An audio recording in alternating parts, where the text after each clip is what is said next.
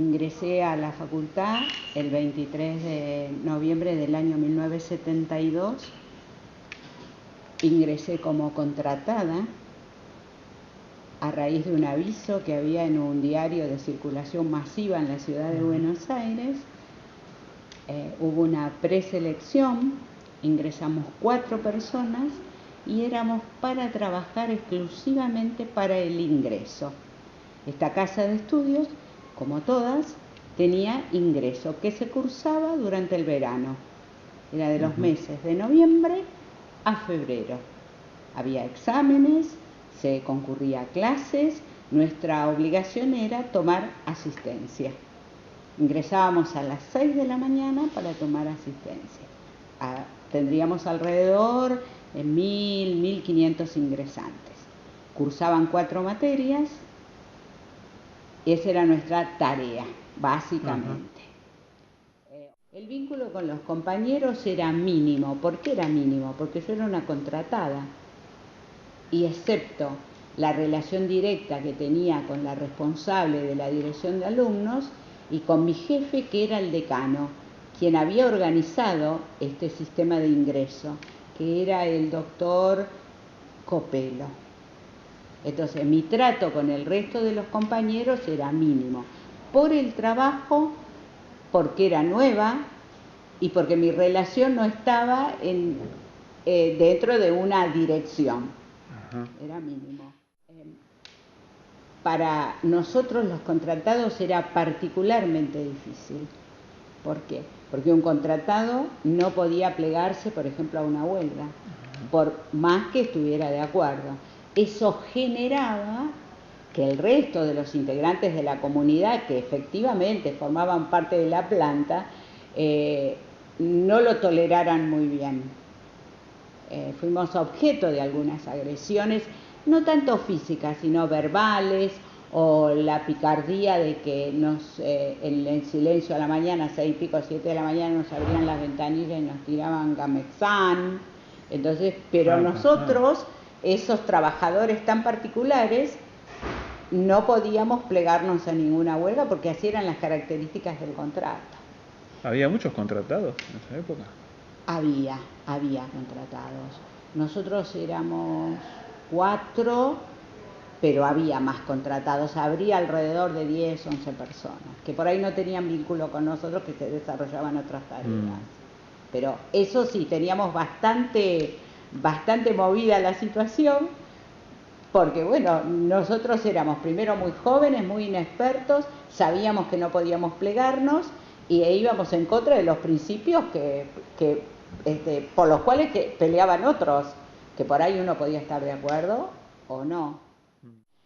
Yo era tan joven y tan novel que no podría describir, qué era lo que pasaba en concreto en la universidad.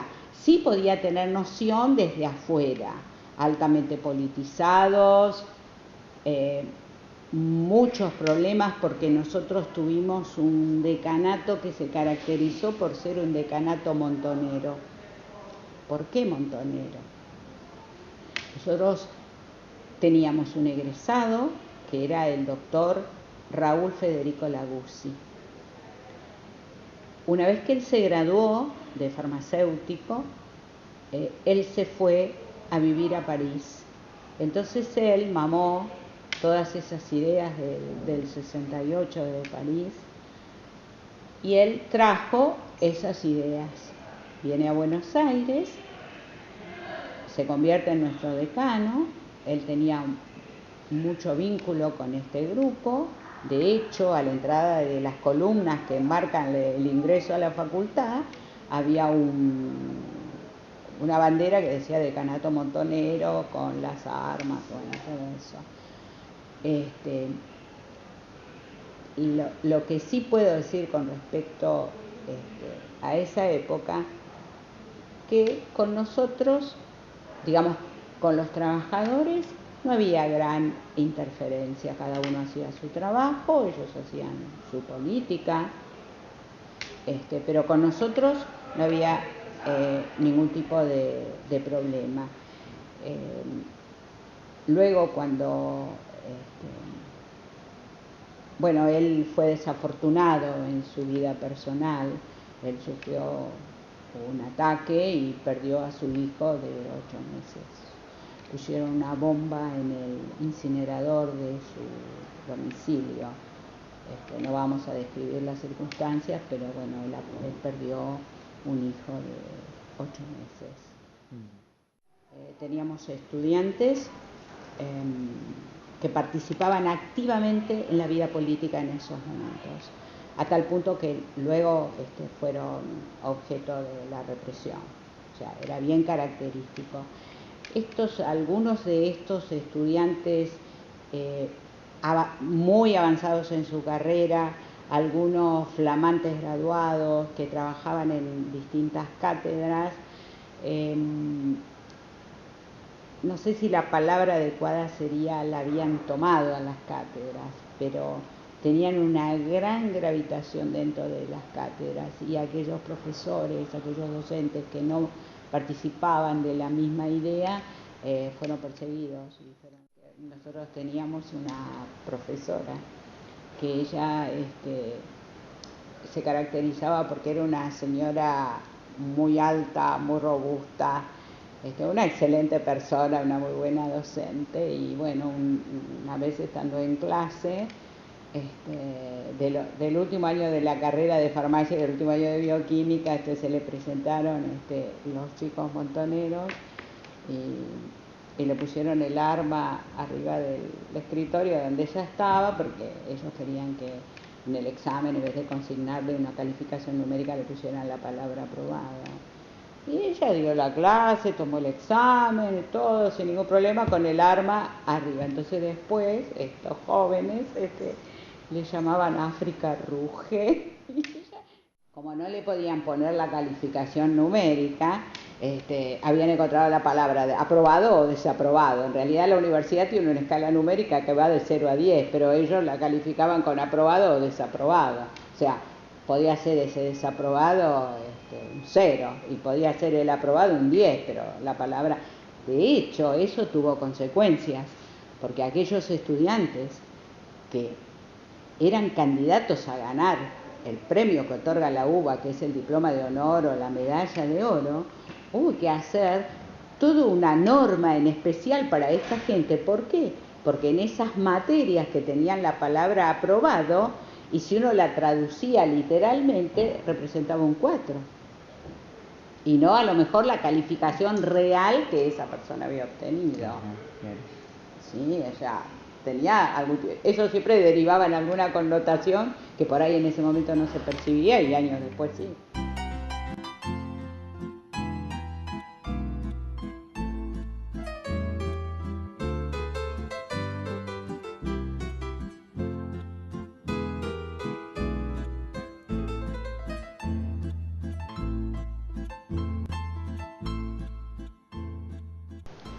Fue primero muy impactante su muerte, muy impactante. Desde aquellos que teníamos un sentimiento por la doctrina peronista y hasta lo que representa para el país la pérdida de un presidente.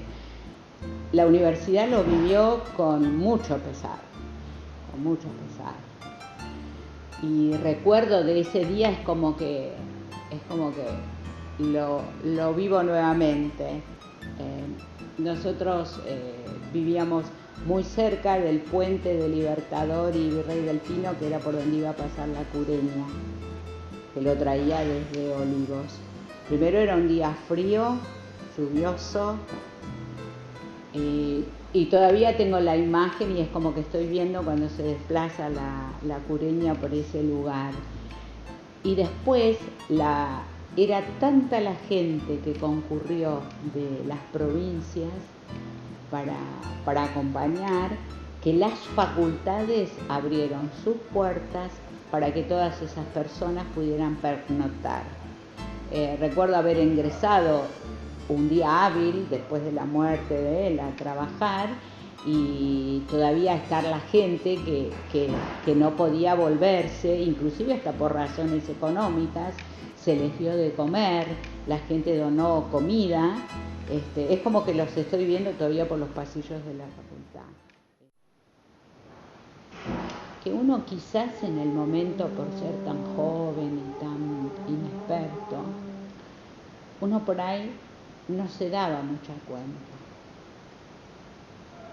Pero cuando uno se enfriaba y se sentaba a reflexionar, pequeños actos delataban esas cosas. Por ejemplo, direccionar una asamblea, o si alguien preguntaba por determinada persona, decir, bueno, dame que yo te digo el pedigrí de esta persona. Cuando en ese momento el nombrar o decir algo de una persona podía significar muchas cosas. Quizás uno, reitero, al ser tan joven y tan inexperto, no se daba cuenta. Pero después, con los años, porque esto uno después lo mira a la distancia, se percata de esas cosas. En lo personal, quizás porque por mi estilo de vida personal yo era una persona más madura en algunos aspectos, siempre sentí un profundo desprecio por esas personas, porque uno puede coincidir o no con una idea, pero ser un delator con las implicancias que eso traía era un hecho grave, deplorable moralmente, ¿no? Y si lo sigo sosteniendo. Se comunica a la población que a partir de la fecha el país se encuentra bajo el control operacional de la Junta Militar. Se recomienda a todos los habitantes el estricto acatamiento a las disposiciones y directivas que emanen de autoridad militar. Cuando llegó la intervención militar, que a nosotros nos tocó la Marina, nos tocó un capitán de corbeta, ahí la cosa se convirtió en algo mucho más peligroso. Sabían nuestros nombres, obviamente, dónde vivíamos, en qué máquinas de escribir trabajábamos, nos fotografiaron. La cosa ahí ya se convirtió en algo mucho más denso, muchísimo más denso. Y después una estudiante, Mabel Pasut, estaba en el último año de su carrera de bioquímica y sabíamos que había habido un tiroteo dentro de la zona, y ella se asustó.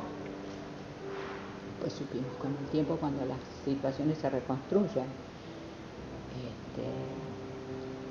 va muy cerquita de aquí, creo que era Córdoba y Larrea, se nota los autos, se asusta, por lo tanto se delata y bueno, la mataron, y la mataron en plena calle.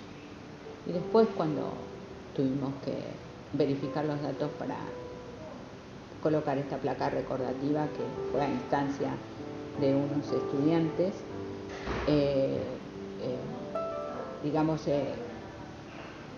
no dicen cómo la mataron, pero dice que fue por instrucción sumaria. Eso implicaba que la habían matado en plena calle. Eso, para uno que la conoció, fue sumamente impactante, porque era prácticamente una niña.